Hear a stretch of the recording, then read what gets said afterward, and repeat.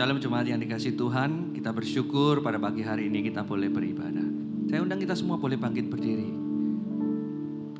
Ibadah pada pagi hari ini dimulai dan dilandaskan di dalam nama Allah yang menciptakan langit dan bumi. Turunlah kiranya atas kita sekalian, berkat dari Allah Bapa, Allah Putra, dan Allah Roh Kudus. Amin.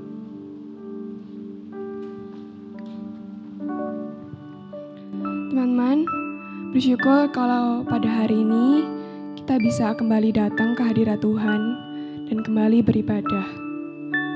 Dari sekian lamanya kita beribadah secara online dan beraktivitas di rumah, mungkin masih ada dari kita yang khawatir, bingung, sedih, dan lain-lain. Tapi kalau kita masih bisa ada sampai saat ini, masih diberikan kesehatan, bisa sekolah, kuliah, kerja, dan lain-lain. Bukankah itu semua menunjukkan kebesaran Tuhan? Mari kita mau bersama memuji kebesarannya.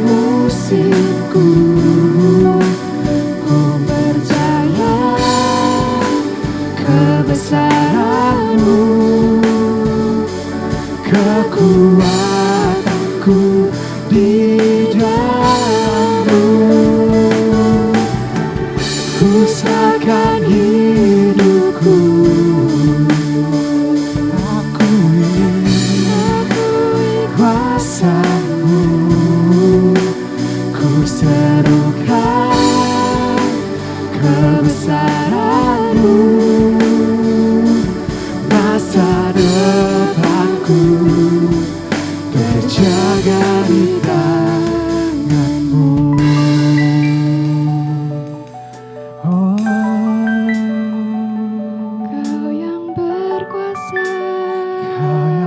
berkuasa Tuhan. Kau yang berkuasa Dalam hidup kami Tuhan. Kau yang berkuasa surga bumi, kan menyembah Yesus Raja segalanya. Kau yang berdaulat surga bumi, kan menyembah Yesus Raja segalanya. Oh, Kau yang berkuasa surga bumi, Kan menyembah Yesus Raja segalanya. Kau yang berdaulat surga bumi, kan menyembah Yesus Raja segalanya. Oh, Kau yang berkuasa surga bumi, kan menyembah Yesus Raja segalanya. Oh, Kau yang berdaulat surga bumi, kan menyembah Yesus Raja selamanya. Kau yang berkuasa surga bumi, kan menyembah Yesus Raja segalanya. Kau yang berdaulat surga bumi, kan menyembah Yesus Raja selamanya. Teman-teman, mari kita berdoa. Tuhan, terima kasih atas kesempatan-Mu pada hari ini.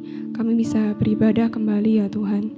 Tuhan, tolong berkati jalannya ibadah ini dari awal, pertengahan hingga pada akhirnya. Agar kiranya ibadah ini bisa berjalan dengan baik. Semuanya hanya untuk kemuliaan nama-Mu.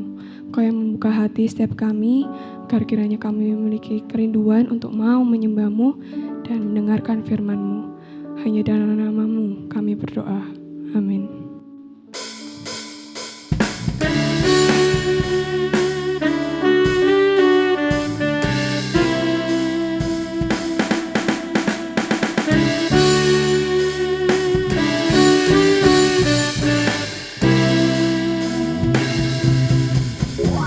Tuhan telah memberikan kasih-Nya yang begitu besar bagi setiap kita. Oleh karena itu, sekarang bukan waktunya lagi bagi kita untuk bersedih lagi.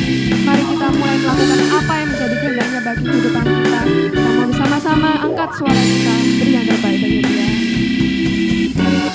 Aku temukan kasih yang sejati tiada pernah berubah. Hanya di dalam-Mu, Yesus Tuhanku. Kasih yang telah Kau beri lebih segala yang terbaik dalamku. Tak berkesudahan, kekal selamanya. Kini ku bawa kepadamu hidupku sebagai persembahan. Terimalah pujian dari hatiku, hanyalah untuk-Mu. Ku beri yang terbaik hanyalah bagi-Mu, hanya untuk-Mu yang termulia, berkenan bagi-Mu. Biar hidupku bersinar bagi kemuliaan dan keagungan Tuhan. Kebesaran-Mu ku beri segalanya, ku beri yang terbaik.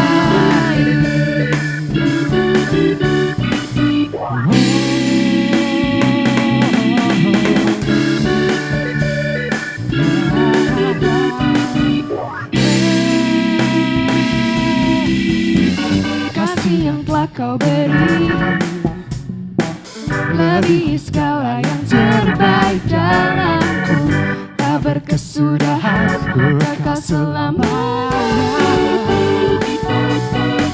Ini ku bawa kepadamu, hidupku sebagai persembahan. Terimalah pujian dari hatiku, hanyalah untukmu. Ku beri yang terbaik, hanyalah bagimu. Hanya untukmu yang termulia, berkenan bagimu. Dari hidupku bersinar bagi kemuliaan dan keagungan Tuhan. Kebesaranmu ku beri segalanya, ku beri yang terbaik. Teman-teman, dimanapun kita berada, apapun kondisi kita harus tahu bahwa masih ada hal yang Tuhan ingin kita bagikan ke orang lain. Oleh sebab itu, mari dengan lebih semangat kita puji nama Tuhan. Hanyalah bagimu, hanya untukmu yang termulia, berkenan bagimu. Biar hidupku bersinar bagi kemuliaan dan keagungan Tuhan. Kebesaranmu ku beri segalanya, ku beri yang terbaik, hanyalah bagimu. Hanya untukmu yang termulia, berkenan bagimu. Biar hidupku bersinar bagi kemuliaan dan keagungan Tuhan. Kebesaranmu ku beri segalanya, ku beri yang terbaik.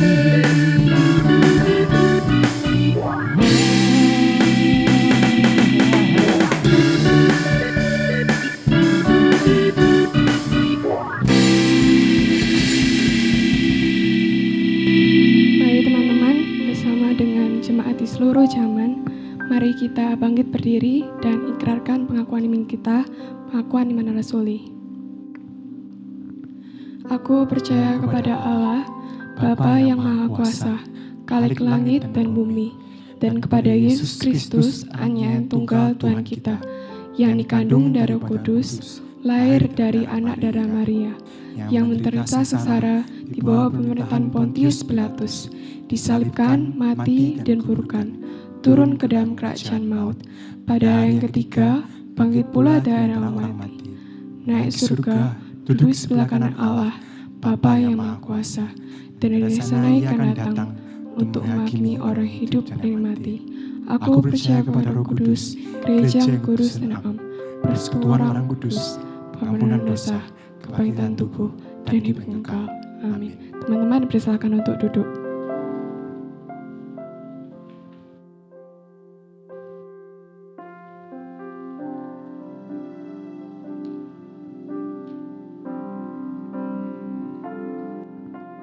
Jesus at the center of it all.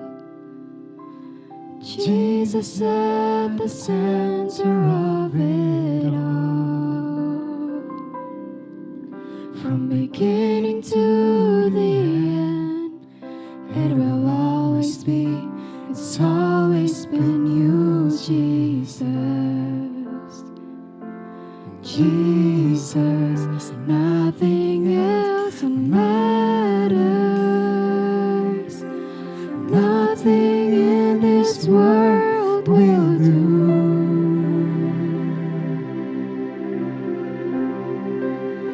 Jesus, you're the center.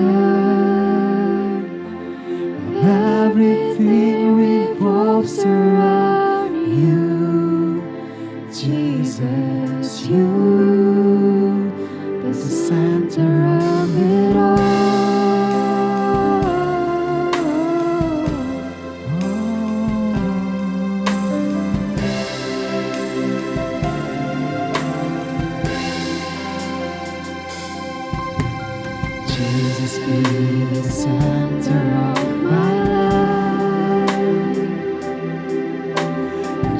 Jesus be the center of my life. From beginning to the end, it will always be, it's always been you, Jesus. Oh, Jesus, nothing else matters. Nothing in this world, nothing in this world will do.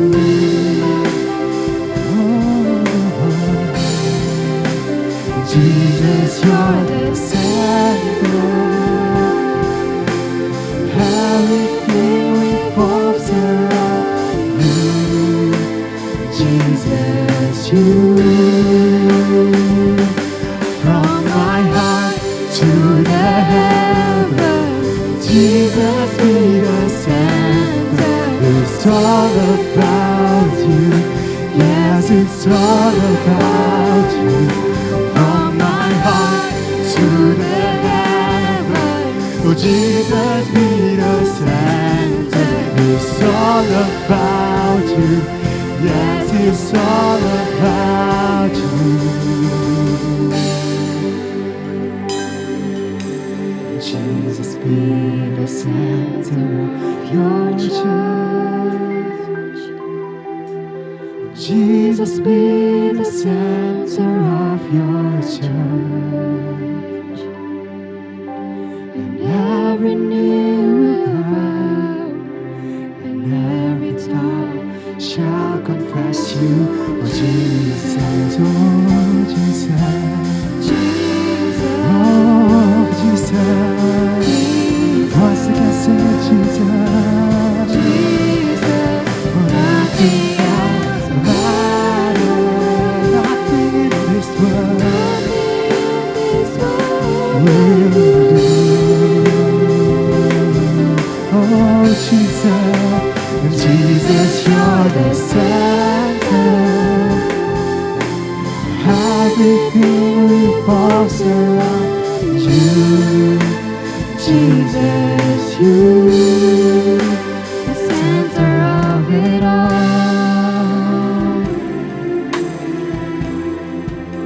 The center of it all.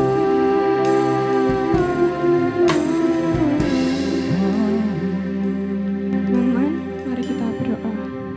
Tuhan, terima kasih atas kesempatan-Mu pada hari ini kami bisa beribadah kembali. Kami mau mengucap syukur atas semua berkat-Mu. Engkau telah menyertai kami hingga pada saat ini ya Tuhan. Tuhan, sekarang kami mau berdoa untuk bangsa kami, bangsa Indonesia yang sebentar lagi akan merayakan kemerdekaannya. Tuhan, tolong yang kira mau bantu bangsa kami ini ya Tuhan. Hindarkan dari semua perselisihan, pertikaian. Pulihkan bangsa kami dari semua permasalahan ya Tuhan. Tuhan, kami juga mau berdoa untuk pemerintah kami yang memimpin bangsa kami ya Tuhan. Engkau tolong yang mau berikan mereka hikmat dan kekuatan agar mereka bisa memimpin bangsa kami ini dengan baik. Kami juga mau berdoa untuk semua umat percaya yang berada di bangsa ini ya Tuhan.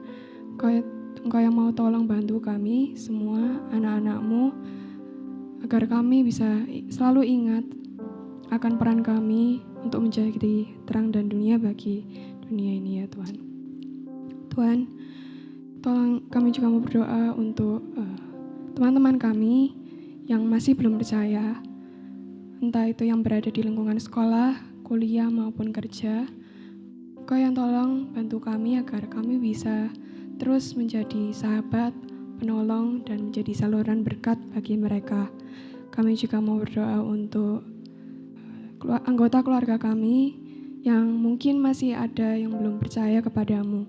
Engkau yang tolong terus ingatkan kami agar kami bisa terus menjadi teladan bagi orang-orang di sekitar kami ya Tuhan, khususnya di bulan misi ini. Tuhan, kami juga mau meminta pengampunan ya Tuhan, kalau selama ini kami masih egois, memikirkan diri sendiri, dan kami lupa untuk melakukan kehendak-Mu ya Tuhan. Tuhan, tolong ajarkan kami untuk terus bersandar kepadamu ya Tuhan. Ajar kami untuk menjadi pribadi yang sesuai dengan kehendak-Mu ya Tuhan. Kiranya melalui kami yang terbatas ini, Engkau yang mau pakai setiap dari kami. Karena kami tahu bahwa Tuhan memiliki jalan bagi setiap dari kami ya Tuhan. Tuhan, tolong ajar kami agar kami bisa memiliki mata, memiliki pikiran, tangan, dan kaki yang sesuai dengan kehendak-Mu ya Tuhan. Tuhan, kami serahkan seluruh pokok doa ini kepada-Mu ya Tuhan. Kami percaya Engkau akan menjawabnya sesuai dengan waktu dan rencana-Mu pada saya ya Tuhan. Hanya dalam kami berdoa. Amin.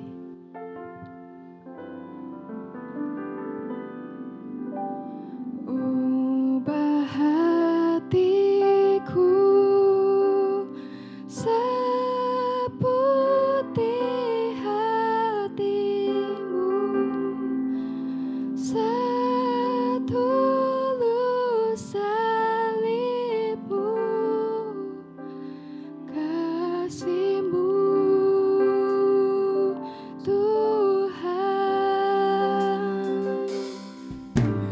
Biar mataku seperti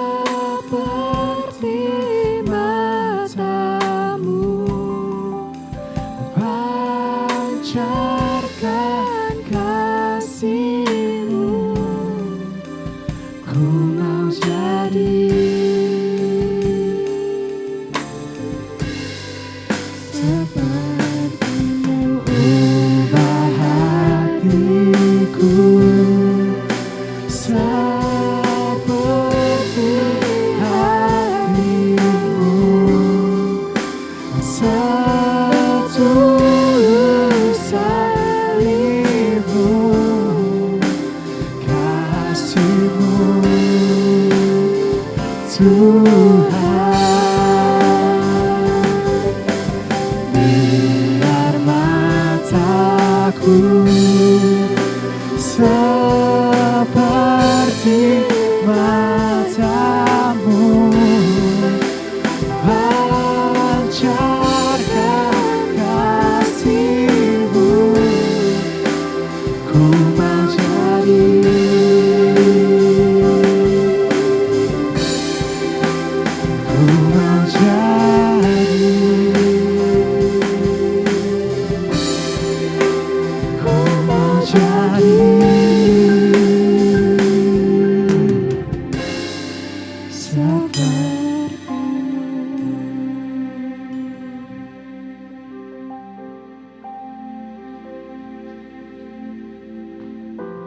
Mari bersama kita berdoa. Terima kasih ya Tuhan untuk pujian ini yang boleh mengingatkan kami bahwa kami rindu untuk menjadi serupa dengan Kristus. Oleh karena itu ya Tuhan, kami mau ya Tuhan bersimpuh di bawah kaki-Mu mendengarkan firman-Mu, menyimaknya dengan baik, menyimpannya dalam hati kami, dan kemudian kami gunakan di dalam hidup kami sehari-hari. Tuhan, untuk menjadi seperti-Mu bukan pekerjaan yang mudah. Tetapi kami percaya dengan kekuatan Roh Kudus, kami boleh dimampukan. Tolong hamba-Mu yang menyampaikan, dan kami semua yang akan melihat dan mendengarkan. Di dalam nama Tuhan Yesus Kristus kami berdoa. Amin. Selamat pagi saudara-saudara yang dikasihi oleh Tuhan. Sungguh bersyukur kalau pada pagi hari ini kita masih diberikan kesempatan untuk beribadah secara online.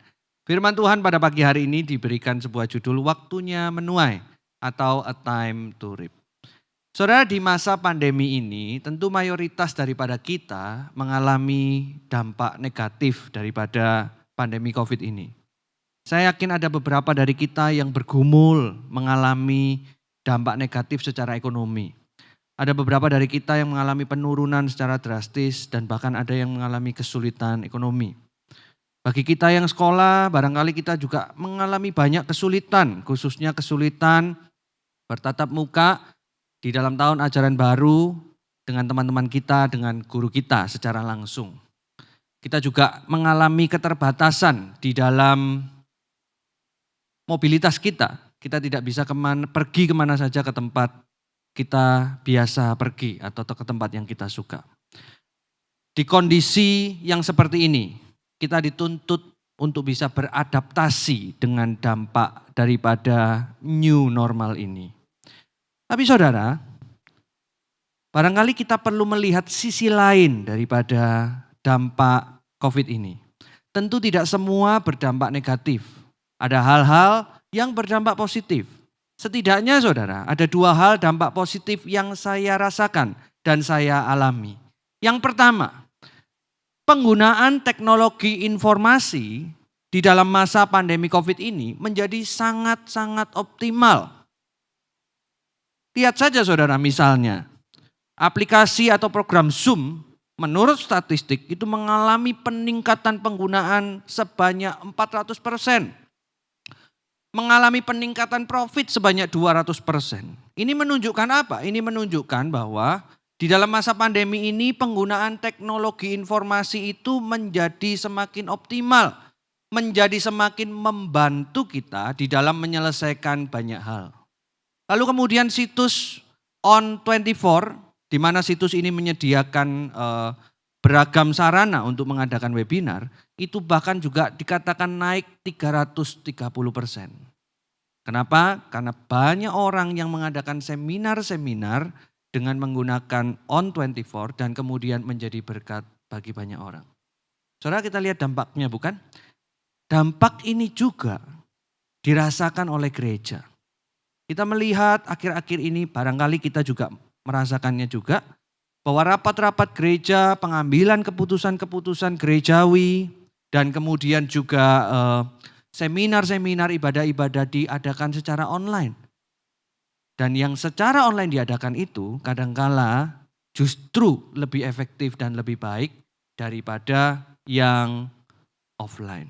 Nah, ini adalah salah satu dampak positif daripada COVID, yaitu penggunaan teknologi informasi yang semakin optimal. Dan yang kedua saudara, keterbatasan tempat dan waktu dapat dieliminasi atau dihilangkan. Saudara, dengan penggunaan teknologi informasi ini, seseorang yang berada di luar negeri, di luar kota, bisa menikmati tayangan-tayangan online, kapanpun, dimanapun, dengan kualitas yang sama. Ini juga dialami oleh gereja, di mana gereja juga memberikan tayangan-tayangan atau konten-konten online yang kemudian bisa dinikmati oleh begitu banyak orang di masa pandemi COVID-19 ini. Saudara, apa artinya? Di balik dampak negatif, ada dampak positif. Dan kemudian ada banyak hal yang Tuhan bukakan untuk kita mengenai gereja. Memang ada dampak negatif karena COVID-19 ini. Tetapi ada juga dampak positif daripada COVID-19 ini yang kemudian membukakan mata kita untuk menggunakannya di gereja. Artinya apa juga? Artinya kesempatan kita untuk memberkati lebih banyak orang, kesempatan kita untuk membagikan Injil lebih terbuka lebar daripada zaman-zaman sebelumnya. Kalau begitu, sebagai anak-anak Tuhan melihat ada dampak positif dan negatif, apa yang harus kita lakukan? Saya percaya ketika pandemi ini terjadi, ada maksud Tuhan yang ingin dinyatakan untuk kita semua. Mari kita belajar dari seorang guru, Allah Bapa dan sahabat agung kita, Tuhan Yesus Kristus. Mari kita membuka Injil Yohanes pasal yang keempat, ayat yang ke-34 hingga ayat yang ke-38. Injil Yohanes pasal yang keempat, ayat yang ke-34 hingga ayat yang ke-38. Demikianlah firman Tuhan. Kata Yesus kepada mereka, makananku ialah melakukan kehendak Dia yang mengutus aku dan menyelesaikan pekerjaannya. Bukankah kamu mengatakan 4 bulan lagi tibalah musim menuai? Tetapi aku berkata kepadamu, lihatlah sekelilingmu dan pandanglah ladang-ladang yang sudah menguning dan matang untuk dituai. Sekarang juga penuai telah menerima upahnya dan ia mengumpulkan buah untuk hidup yang kekal. Sehingga penabur dan penuai sama-sama bersuka cita. Sebab dalam hal ini benarlah peribahasa, yang seorang menabur dan yang lain menuai. Aku mengutus kamu untuk menuai apa yang tidak kamu usahakan. Orang-orang lain berusaha dan kamu datang memetik hasil usaha mereka. Saudara-saudara, tentu di zaman Tuhan Yesus tidak ada kemajuan teknologi informasi seperti yang kita rasakan sekarang ini. Jangankan kemajuan teknologi informasi, tulisan pun sangat terbatas. Artinya waktu itu segala sesuatu atau banyak hal disampaikan secara lisan atau secara oral. Tetapi saya percaya itu tidak menyurutkan semangat Tuhan Yesus untuk mengabarkan Injil. Tuhan Yesus sadar, jelas tahu apa yang menjadi panggilannya ke dunia. Dalam ayat yang kita baca dikatakan, makananku adalah melakukan kehendaknya yang mengutus Tuhan Yesus. Dia sadar panggilannya ke dunia, yaitu menjadi juru selamat manusia dan membagikan kabar baik Allah, Injil Tuhan kepada semua umat manusia. Ia menjadikan panggilan itu seperti makanannya. Artinya setiap hari menjadi kebutuhan dan panggilannya menyelesaikan pekerjaan, membagikan kabar baik untuk semua orang. Bagi Tuhan Yesus, hal ini bukanlah sebuah tugas semata, tetapi juga kerinduan akan Injil yang didengar oleh semua orang. Nah, kerinduan inilah yang kemudian juga ditularkan kepada murid-muridnya. Maka ia berkata, lihatlah, ladang sudah menguning dan siap untuk dituai. Karena Tuhan Yesus ingin mengumumkan kepada mereka akan sebuah era yang baru, yaitu era perjanjian baru. Kalau dulu pada waktu perjanjian lama seorang itu berharap dan menanti-nantikan seorang Mesias yang menjadi pembebas mereka, yang menjadi juru selamat mereka, dan mereka belum menemukannya. Di era perjanjian baru, Mesias itu telah datang, telah hadir dan melakukan tugasnya menjadi juru selamat umat manusia. Syukur kepada Allah akan hal ini. Di dalam pemahaman yang demikian, Tuhan Yesus menuntun, mengajar, menggembalakan murid-muridnya. Supaya murid-muridnya juga mengajar, menuntun, mengembalakan orang-orang lain. Supaya orang lain menjadi percaya. Di dalam ayat yang kita baca juga dikatakan bahwa keselamatan daripada Injil Tuhan, daripada penebusan Kristus. Kalau ada orang-orang yang siap untuk dituai, itu semata-mata bukan karena pekerjaan daripada murid-murid saja. Karena murid-murid tidak perlu melakukan apapun untuk menjadi juru selamat.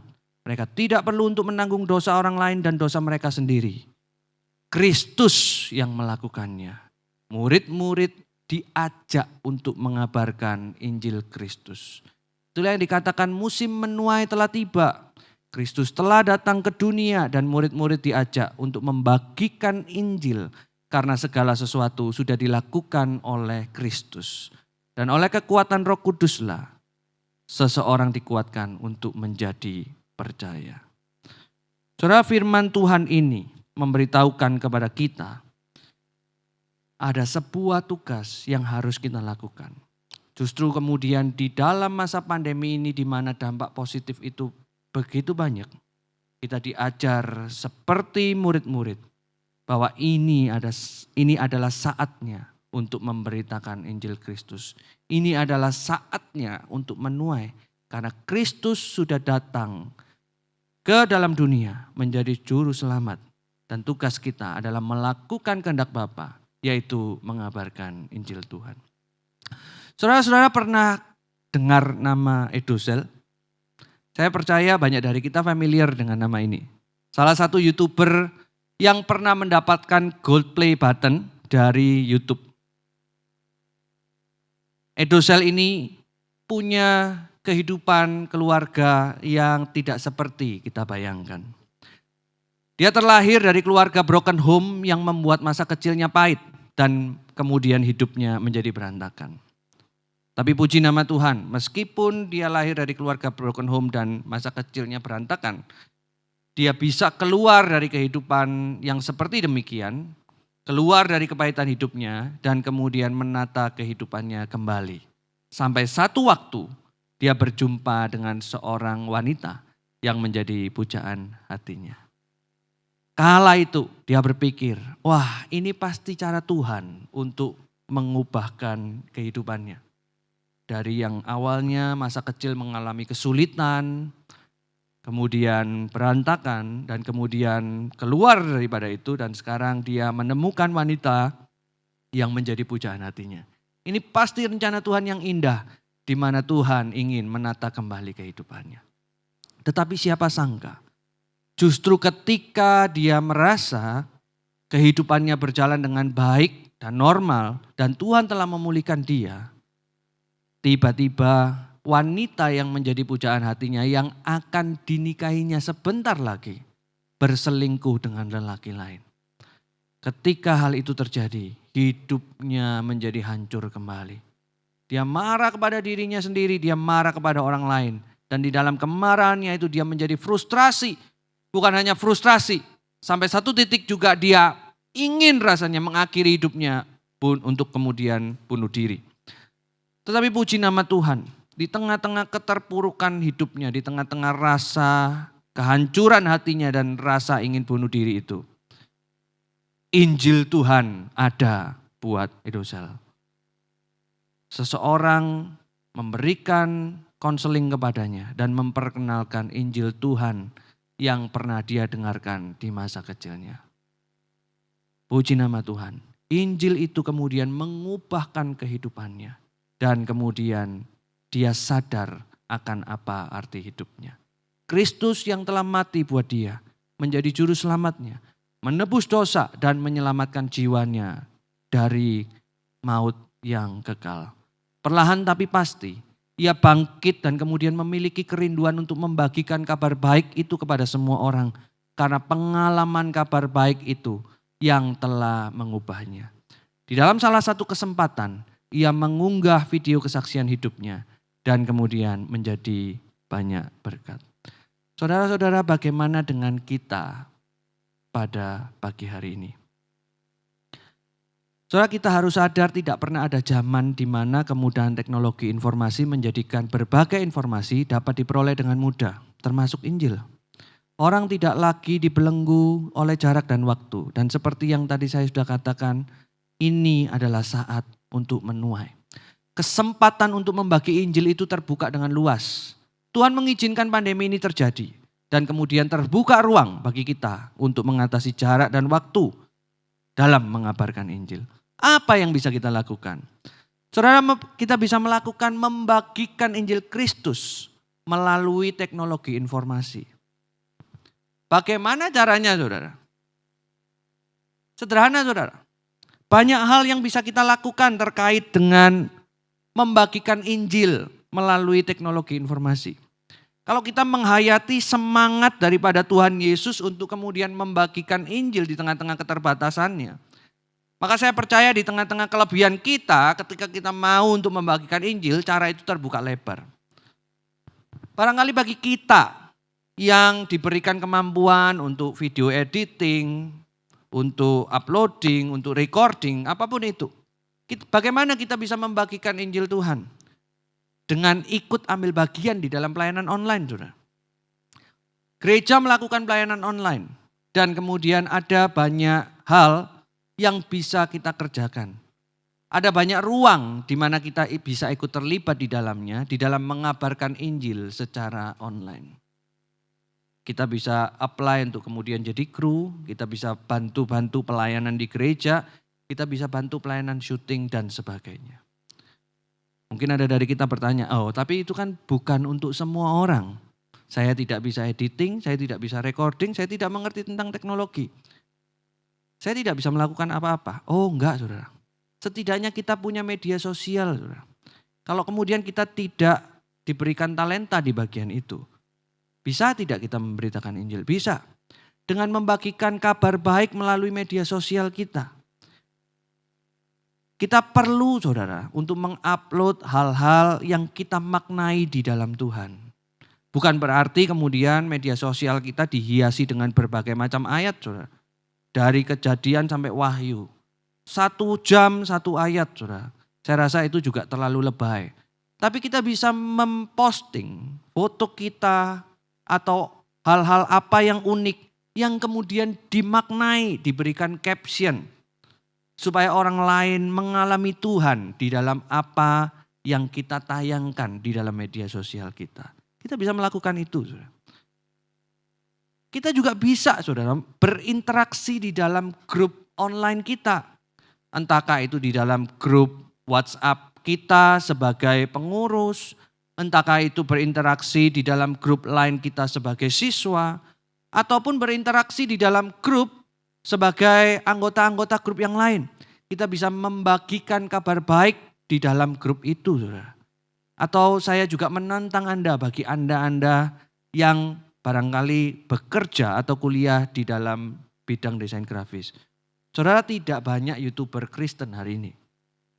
Kalaupun ada, saudara, konten-kontennya itu konten-konten entertainment. Saudara. Kalau memang Anda berkecimpung di dunia ini, saudara, Anda juga bisa menjadi YouTuber Kristen. Saudara. Hari ini kesempatan terbuka lebar. Hari ini ada Twitch. Oh, Twitch kan buat game. Oh, saudara, tidak banyak juga gamer Kristen. Kalau memang Anda ada kesempatan untuk menjadi gamer Kristen, kenapa tidak? Kalau Anda memang ada kesempatan untuk menjadi YouTuber Kristen dengan konten-konten rohani atau konten-konten entertainment yang dimaknai rohani, oh itu sangat banyak memberkati, saudara. Saudara, pengalaman saya ketika ibadah online ini, saudara, saya tidak pernah membayangkan, saudara, bagaimana online itu bisa berdampak sangat banyak. Saya teringat betul ketika pertama kali mengupload ibadah Xianxin, saudara. Ketika mengupload ibadah Xianxin dengan kualitas gambar yang secukupnya dan kemudian dengan kualitas audio yang di bawah standar, saudara. Saya berpikir bahwa ini mungkin paling banter, saudara. Hanya ditonton oleh jemaat Xianxin. Kalaupun ada anugerah, ada jemaat Fengxian yang kemudian menonton tayangan daripada Xianxin. Kalau begitu, kira-kira jumlahnya berapa? Saya taksir tidak mungkin lebih dari 350. Tetapi betapa terkejutnya saya, saudara. Barangkali ibadah Xianxin yang pertama itu menjadi jumlah viewer yang terbanyak, saudara. Ditonton oleh 700 lebih orang. Kita nggak pernah tahu, saudara, dampaknya. Tapi kita bisa melakukan, mengabarkan Injil Tuhan melalui media sosial kita. Mari kita tunjukkan bagaimana iman kita sebagai anak-anak Tuhan melalui media sosial kita. Last but not least, saudara. Kitab Wahyu pasal yang ke-14 ayat yang ke-15 berbunyi demikian. Maka keluarlah seorang malaikat lain dari bait suci dan ia berseru dengan suara nyaring kepada dia yang duduk di atas awan itu. Ayunkanlah sabitmu itu dan tuailah, karena sudah saatnya untuk menuai, sebab tuaian di bumi sudah masak. Dan ia yang duduk di atas awan itu mengayunkan sabitnya ke atas bumi dan bumi pun dituailah. Ayat yang ke-19, lalu malaikat itu mengayunkan sabitnya ke atas bumi dan memotong buah pohon anggur di bumi dan melemparkannya ke dalam kilangan besar, yaitu murka Allah.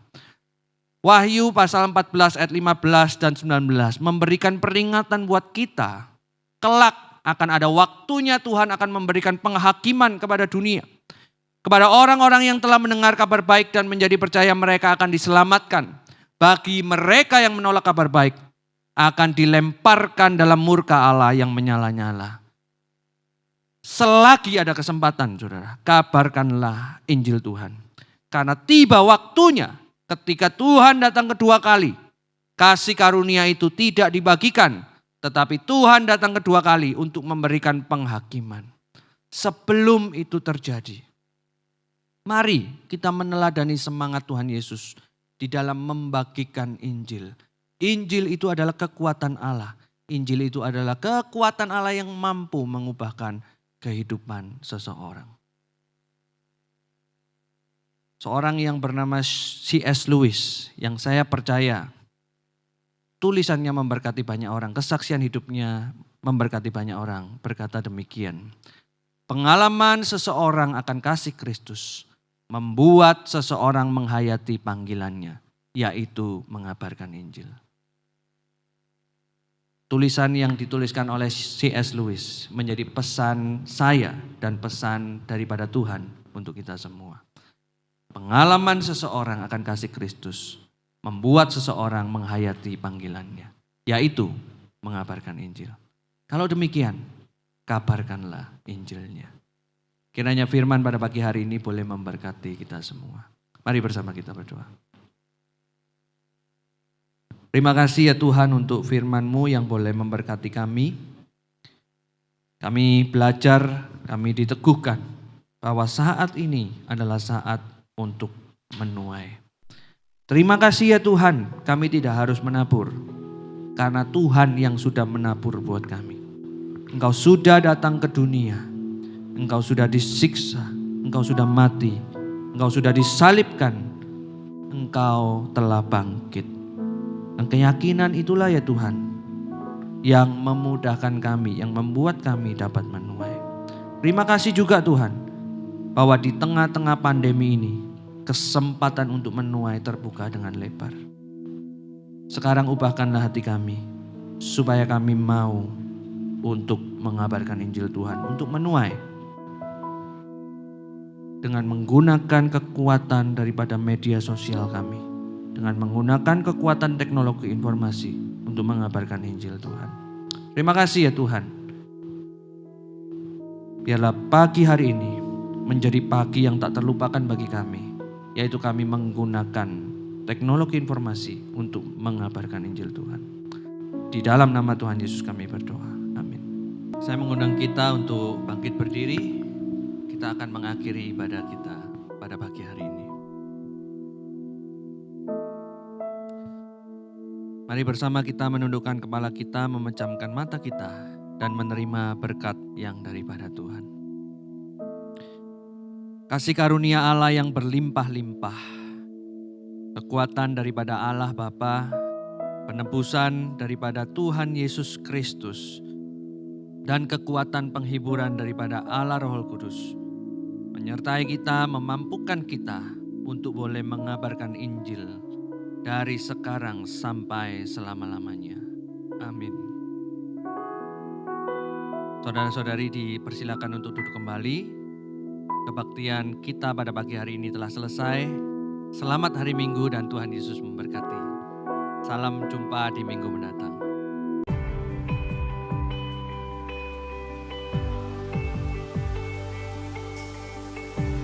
Dalam kesesakanku, Kau beri kedamaian-Mu. Dalam keraguan ku temukan wajah-Mu.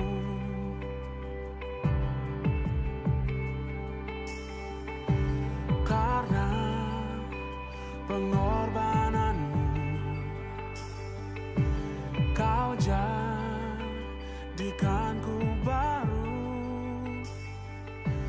Sungguh ku terkagum, amanku di